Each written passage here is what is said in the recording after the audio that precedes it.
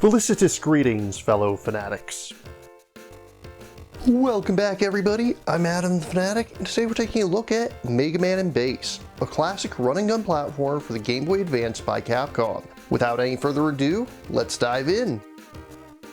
First released in Japan in 1998, Rockman and Forte originally released for the Super Famicom, but by that point, the Western equivalent, the Super Nintendo, was already a dead market, so it seemed like we might never get this game. Fortunately, or maybe not so fortunate, but we'll get to that in a moment, the game saw a port to the Game Boy Advance a few years later, and this version was translated for a March 2003 release in North America and Europe. Coming out about 2 years after Mega Man 8, Mega Man & Bass reuses a fair number of assets from the PlayStation title, with many of the enemies, environments, and even a couple bosses having their sprites taken straight from the previous title. Despite running on noticeably inferior hardware, the game actually looks really good, especially if you're playing the SFC version. However, I am stuck with the Game Boy Advance version as it's the only official English release. So let's address the elephant in the room right away. The Super Nintendo has a native resolution of 256 by 224. Meanwhile, the Game Boy Advance only displays at a resolution of 240 by 160.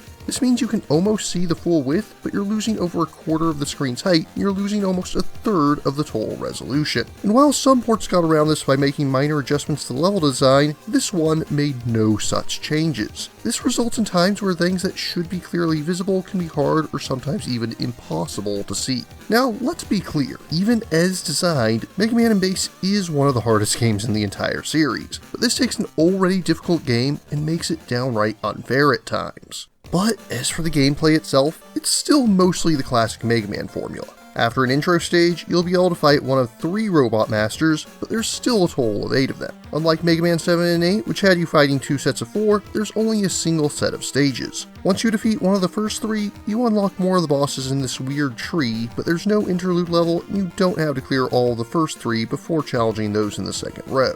Standard boss logic still applies. Defeat a Robot Master, get a new weapon from them, and each Robot Master is weak to a weapon from one of the others. Once again, enemies sometimes drop bolts, and between each stage, you can make a trip to Auto Shop to purchase a wide variety of upgrades. The downside is that while you can purchase everything, the most useful items only allow you to equip one at a time. Want the upgrade that uses less weapon energy and the one that makes you take less damage? You'll have to manually switch between them. You can do so as often as you like, but you can still only use one at a time. There's also these CDs you can find throughout the game that unlock entries in the database, each showcasing a different character. Getting them doesn't affect the story at all, and honestly, most of them are not that interesting to grab, but it's an extra little collectible you could attempt if you so wish. Of course, the biggest change from previous entries is that at the start of the game, you can choose to play as Mega Man or Bass. You can't switch mid-game, but each of them has their own moveset, and each has some upgrades in Auto Shop that are unique to them. Naturally, Mega Man has his charge shot and slide that were standard by this point in time. Meanwhile, Bass has a double jump, a dash which gives it a higher profile than Mega Man's slide but allows him to go into a jump from it, and its basic weapon fires rapidly and can shoot upwards or diagonally, allowing him to more easily hit certain enemies. Bass definitely feels a lot easier than Mega Man, as his abilities make platforming far more forgiving than it is for the Blue Bomber. Bass does have a little bit of trouble against whichever boss is first, as Mega Man's charge shot can deal damage more easily to them, while Bass's rapid fire means you'll only be chipping away at them while getting frustrated by their invincibility frames. But once Bass gets a special weapon, that's all a moot point anyways, making Bass a lot less frustrating to play as overall. And as I said before, this is one of the hardest games in the entire series. Even with special weapons, some of these bosses are just brutal, or at the very least frustrating. Dynamo Man is the one Robot Master that I've still never beaten without his weakness weapon, while Magic Man and Burner Man are certainly no pushovers either. Astro Man and Tengu Man both return, but they have completely different movesets from their fights in Mega Man 8 and give new special weapons as well, so they don't feel like lazy inclusions. But it's not just the Robot Masters that can feel brutal. Platforming has a number of tricky jumps, and even has what I consider to be the most difficult disappearing block puzzle in the series. Bass can fly right past it with the help of trouble, but if you're playing as Mega Man, you'll just have to memorize the pattern through repeated trial and error. As with the previous entry, there's no E-tanks this time around. Mega Man does get the option to call Eddie, who will drop healing items for a short amount of time, but unlike 8, this game is no more forgiving than earlier Mega Man games despite this change. And to make matters even worse, weapon energy doesn't even restore between stages. If you want to regain it, you're going to have to either farm for it or just keep jumping off a cliff until you get a game over.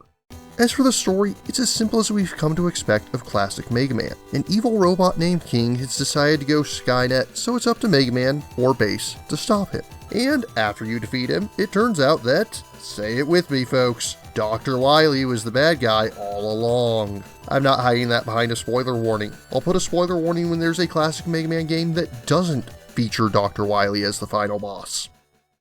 All in all, Mega Man and Base is not great. It has a reputation for being one of the weaker entries in the series, and while I think it does get overstated, I can't say that it's wrong. Challenges aren't just difficult, at times they feel downright unfair. Level design feels very awkward at times, and constrained resolution of the GBA version certainly makes matters all the worse. That being said, the selection of special weapons isn't bad, and some of the boss fights are pretty fun. And it was the first time outside of the X series where a player could choose between different characters to play as. It's far from the best, but certainly not the worst either. In conclusion, I find Mega Man and Base to be worthy of a passable 7.2 out of 10. If you're interested in playing Mega Man and Base for yourself, the easiest way to do so these days is to pick it up via secondhand sites like eBay. Thankfully, it doesn't seem to be too pricey these days. But what about you? What do you think of Mega Man and Base? Which character do you prefer to play as? If you have any questions, remarks, or opposing points of view, leave them in the comments down below. Don't forget to like, share, subscribe, and ring that bell. And if you really enjoy my work, please consider funding my channel on Patreon. Until next time, farewell, fellow fanatics.